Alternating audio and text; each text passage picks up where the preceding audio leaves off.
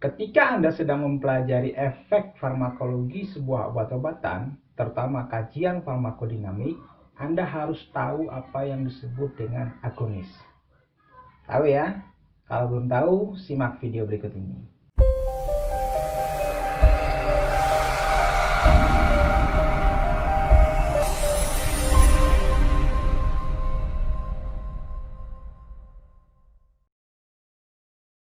Terima kasih bagi kalian yang telah mau mampir dan subscribe channel ini, dan saya harap kalian enjoy mengikutinya, terutama bagi kalian yang sedang mengambil mata kuliah farmakologi.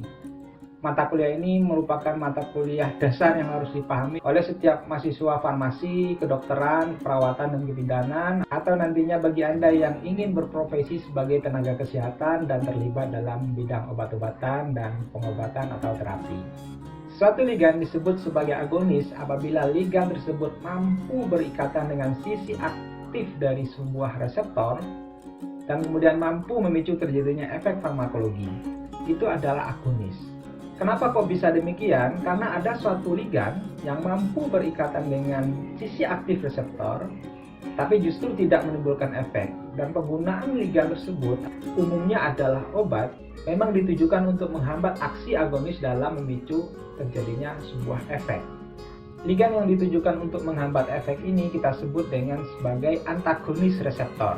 Pada video pembelajaran berikutnya saya akan bahas tuntas tentang antagonis dan berbagai macam aspeknya. Nah, di sini saya akan mengulangi, agonis adalah sebuah ligan yang mampu berikatan dengan sisi aktif reseptor dan mampu memicu terjadinya efek atau respon farmakologi. Ya, ini perlu dicatat ya. Dalam penelitian-penelitian farmakodinamik, umumnya respon atau efek yang dihasilkan oleh agonis ini dicatat dan ditabulasikan, dan bahkan ada yang dibuat kurva. Kurva yang dibuat untuk menggambarkan efek dari agonis ini adalah kurva hubungan antara dosis atau konsentrasi terhadap efek, di mana dosis umumnya dibuat dalam bentuk log dosis dan efek dinyatakan dalam persentase efek terhadap efek maksimal. Umumnya Anda bisa lihat kurvanya ada yang seperti ini, seperti parabola, dan ada juga yang dibuat dalam bentuk kurva sigmoid seperti ini. Nah, pada kurva yang ini Anda bisa lihat bahwa dengan meningkatnya dosis atau konsentrasi, maka efek obat itu akan meningkat. Lama-kelamaan percepatan peningkatannya ini akan menurun dan akhirnya terjadilah efek mendatar atau efek plateau. Nah, ini artinya apa? Ini artinya peningkatan dosis atau konsentrasi tidak lagi mampu meningkatkan efek obat. Mengapa bisa demikian? Nah, ini ada kaitannya dengan teori kependudukan reseptor atau teori reseptor secara umum. Nah, reseptor dalam suatu sel ini umumnya jumlahnya terbatas. Katakanlah satu sel memiliki 10 reseptor. Ketika suatu ligan baru mengikat 3 reseptor saja, maka efeknya mungkin akan sekitar ya 10% atau 20%. Akan tetapi ketika dosis ligan ini ditingkatkan atau konsentrasinya dinaikkan, maka efek akan meningkat. Karena masih ada reseptor yang belum terduduki atau terokupasi oleh ligan. Nah, ketika semua reseptor telah berhasil diduduki ligan, maka efek maksimal terjadi. Dan penambahan konsentrasi ligan atau obat tidak akan mampu lagi meningkatkan efek farmakologi yang dihasilkan.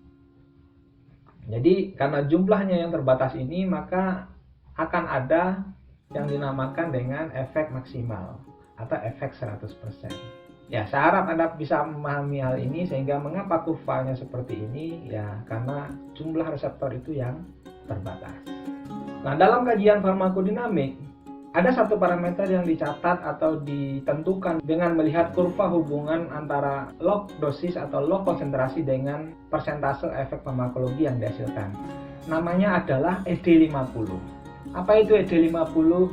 ED50 adalah dosis atau konsentrasi obat yang mampu menghasilkan efek sebesar 50%. Parameter ED50 ini umumnya menjadi parameter kekuatan dari sebuah obat. Artinya apa? Semakin kecil ED50 sebuah obat atau ligan, maka artinya obat ini memiliki intensitas efek farmakologi yang tinggi jika dibandingkan dengan ligan lain atau obat lain yang memiliki ED50 yang lebih besar. Jadi semakin kecil nilai ED50, maka kekuatan obatnya atau intensitas efek farmakologi obatnya semakin tinggi. Ya, saya harap ini bisa dipahami dengan baik. Untuk menggambarkan perbedaan potensi dari sebuah ligan, Anda bisa lihat perbandingan kurva hubungan log dosis dan respon pada gambar berikut ini. Di sini kita akan membahas tentang kurva hubungan log dosis dan efek antara morfin, hidromorfin, dan kodein. Morfin, hidromorfin, dan kodein ini adalah obat dari golongan narkotik yang digunakan sebagai analgetik, sehingga disebut juga sebagai analgetik narkotik. Ya. Kemudian ada satu lagi yaitu aspirin. Ya, ini juga analgetik tapi bukan dari golongan narkotik. Nah, di sini Anda bisa lihat perbedaan hubungan antara log dosis dan persentase efek farmakologis yang dihasilkan, yaitu efek analgetik. Analgetik dari golongan narkotik ini bekerja pada reseptor opioid di sistem saraf pusat. Jadi ada reseptor opioid kelas mu, kappa, dan delta yang bisa diaktifasi oleh analgetik narkotik seperti morfin dan kodein. Ya. Bisa Anda lihat, berdasarkan kurva ini manakah ligan yang memiliki ED50 yang paling kecil? Coba ditebak. Hidromorfin, morfin, kodein, atau aspirin? Mana yang paling kecil? Ya, Anda benar. Yang paling kecil adalah hidromorfin. Nah, di sini artinya apa? Hidromorfin memiliki potensi yang paling besar di sini. Karena apa? Karena ED50-nya paling kecil. Diikuti oleh morfin dan kodein. Walaupun ketiga analgetik narkotik ini memiliki efikasi dan aktivitas intrinsik satu. Artinya ketiga obat ini mampu mencapai efek maksimal tetapi dalam dosis yang berbeda-beda. Hidromorfin telah mampu mencapai efek maksimal pada konsentrasi yang paling kecil di antara ketiga obat ini. Dan bisa Anda lihat juga bahwa ketiga analgetik narkotik ini memiliki profil kurva yang mirip. Yang berbeda hanyalah posisinya. Artinya apa? Ketiga obat ini bekerja pada reseptor yang sama, yaitu reseptor opioid di dalam sistem saraf pusat kita. Berbeda dengan aspirin, ketika Anda lihat profil kurvanya, ini berbeda dengan ketiga analgetik narkotik yang ada di sebelahnya. Ya. Apa informasi yang diberikan oleh perbedaan kurva antara aspirin dan ketiga obat dari golongan narkotik ini? Aspirin memang mampu menghasilkan efek analgetik, tetapi dia bekerja tidak di sistem saraf pusat, tetapi pada perifer. Aspirin mampu menghasilkan efek analgetik atau menghilangkan rasa sakit dengan cara menghambat mediator-mediator nyeri dan inflamasi di perifer atau pada bagian tubuh yang mengalami injuri atau cedera. Mungkin masih ingat dengan video pembelajaran sebelumnya bahwa aspirin ini adalah obat dari golongan non-steroid anti-inflamasi yang juga mampu menghasilkan efek analgetik. Dia bekerja pada suatu enzim yang disebut dengan enzim siklooksigenase. Saya harap Anda masih ingat dengan video pembelajaran sebelumnya. Nah, sekarang mari kita bahas tentang macam-macam agonis. Saya pernah mengatakan pada video pembelajaran sebelumnya bahwa satu reseptor itu dapat diaktifasi oleh berbagai macam agonis yang berbeda. Artinya di sini teori gembok dan kunci tidak berlaku. Ya. Yang membedakan di antara ligan-ligan tersebut atau obat-obat tersebut yang memiliki aksi farmakologi pada reseptor yang sama adalah pada kekuatan ikatannya dan efek farmakologi yang dihasilkan. Suatu ligan yang mampu menghasilkan efek farmakologi tertinggi ini dijadikan patokan dan disebut sebagai full agonis.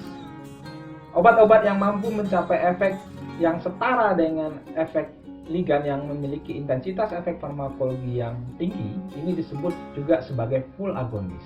Sementara itu, jika ada suatu ligan yang kemudian dibandingkan dengan ligan sebelumnya, ternyata ligan ini tidak mampu mencapai efek maksimal yang dicapai oleh ligan yang sebelumnya, maka ligan ini atau obat ini kita sebut sebagai agonis parsial. Jadi di sini ada dua macam agonis. Yang pertama adalah full agonis dan yang kedua adalah parsial agonis.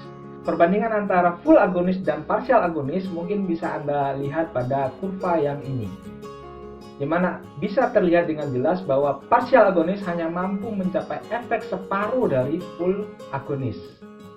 Full agonis ini umumnya memiliki aktivitas intrinsik 1 atau aktivitas intrinsiknya adalah 100%. Sedangkan parsial agonis itu aktivitas intrinsiknya antara 0 sampai 1. Biasanya antara 50% atau mungkin sekitar 60, 70 atau 40%. Ligand yang mampu menghasilkan aktivitas intrinsik tidak sampai dengan 100% tersebut kita sebut sebagai partial agonis. Untuk memperjelas perbedaan antara full agonis dan partial agonis berdasarkan kemampuan sebuah ligand dalam mengaktifkan reseptor, Anda mungkin bisa lihat pada gambar berikut ini. Anda bisa lihat ya, aktivasi reseptornya berbeda ya dari konformasi 3 dimensi reseptor yang dihasilkan. Di mana full agonis ini akan menghasilkan efek yang sangat besar, sedangkan partial agonis ini akan menghasilkan efek yang lebih kecil daripada full agonis. Nah, sebelum materi tentang agonis ini saya akhiri, saya akan berikan contoh beberapa agonis yang digunakan dalam pengobatan. Pada video pembelajaran sebelumnya saya telah menyebutkan beberapa contoh dari agonis reseptor beta 2 adrenergic. Masih ingat ya? Di antaranya ada salbutamol, salmeterol, tarbutalin sulfat, dan obat-obat yang umumnya digunakan untuk pengobatan asma, di mana obat-obat yang saya sebutkan tadi ini beraksi sebagai agonis pada reseptor beta 2 adrenergic. Efek yang dihasilkan apa? Yaitu relaksasi otot polos, bronkus, dan saluran pernapasan. Sehingga ketika pasien menghirup obat-obat tersebut, maka akan terjadi pelonggaran saluran pernapasan yang berkorelasi langsung dengan hilangnya gejala sesak nafas yang dirasakan oleh pasien asma. Yang kedua tadi adalah agonis reseptor opioid ya, seperti ada morfin, hidromorfin. Ini umumnya digunakan sebagai analgetik atau penghilang rasa sakit pada prosedur pembedahan di rumah sakit. Obat ini termasuk golongan narkotik, tidak dijual secara bebas dan sangat diawasi penggunaannya oleh pemerintah. Penyalahgunaan obat ini tentu saja dapat mengakibatkan Anda di penjara. Ya.